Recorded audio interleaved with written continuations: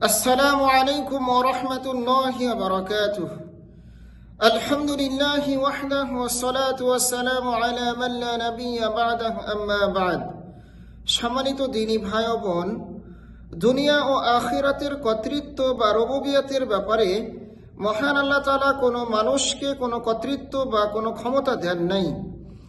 সর্বমূল বা সর্বক্ষমতার অধিকারী একমাত্র তিনি আল্লাহ তাআলা। সকল ক্ষমতার উৎস তিনিই একমাত্র, কেবলমাত্র আল্লাহ তাআলা। আমরা দেখতে পাই মহান আল্লাহ বলেন, আয়ুশরিকুনা মা লা ইয়াখলুকু শাইআন ওয়া হুম ইখলাকুন।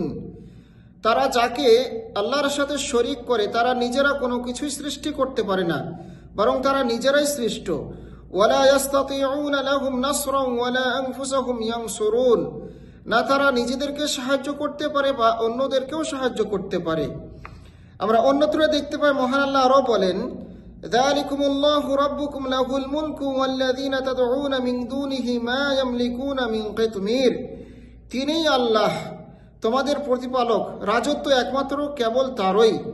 তার পরিবর্তে তোমরা যাদেরকে ডেকে থাকো তারা খেজুরের আটির উপরে যে আবরণ বা খোসা থেকে থাকে পাতলা সাদা, সেটিরও মালিক নয়।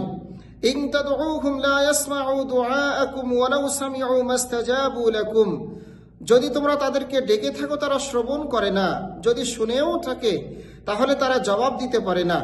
ওয়া ইয়াউমাল কিয়ামাতি ইয়াকফুরুনা বিশিরকিকুম ওয়া লা ইউনাব্বিউকা মিছলু খাবীর।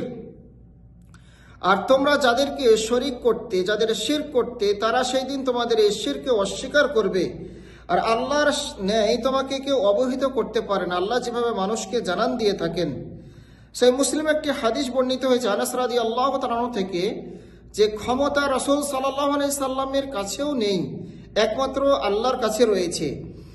সুজ্জান নবী সাল্লাল্লাহু আলাইহি ওয়াসাল্লাম ইয়াউমা উহুদিন ওয়া কুসিরাত রুবাইয়াতুহু ফাকালা কাইফা ইফলিহু কওমুন শাজ্জু নবিয়্যাহুম ফানাযালাত লাইসা লাকা মিনাল আমরি শাই।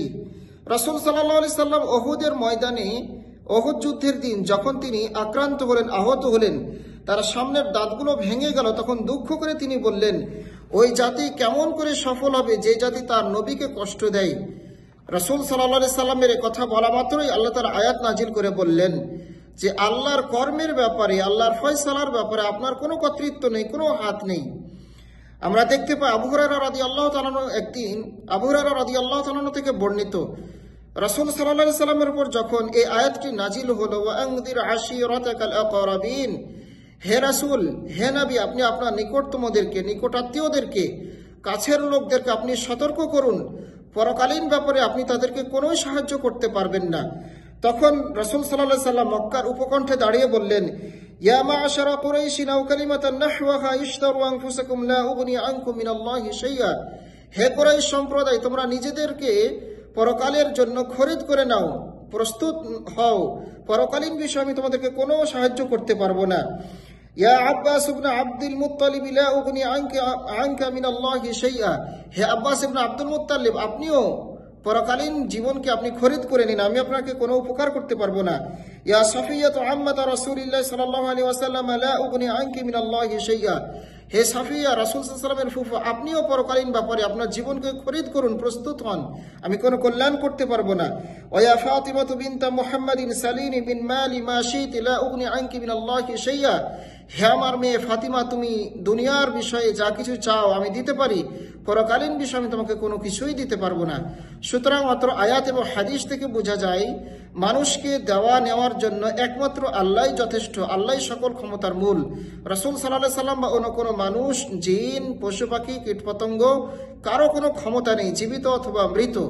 সুতরাং কেবলমাত্র আল্লাহর কাছেই চাইতে হবে, আল্লাহ ছাড়া অন্য কারোর কাছে চাইলে সেটি হয়ে যাবে শিরক। আসুন আমরা এই শিরক থেকে বেঁচে থাকি। আল্লাহ আমাদেরকে তৌফিক দান করুন। ওয়া সাল্লাল্লাহু ওয়া সাল্লামা আলা নবিয়িনা মুহাম্মদ ওয়া আলা আলিহি ওয়া সাহবিহি আজমাইন।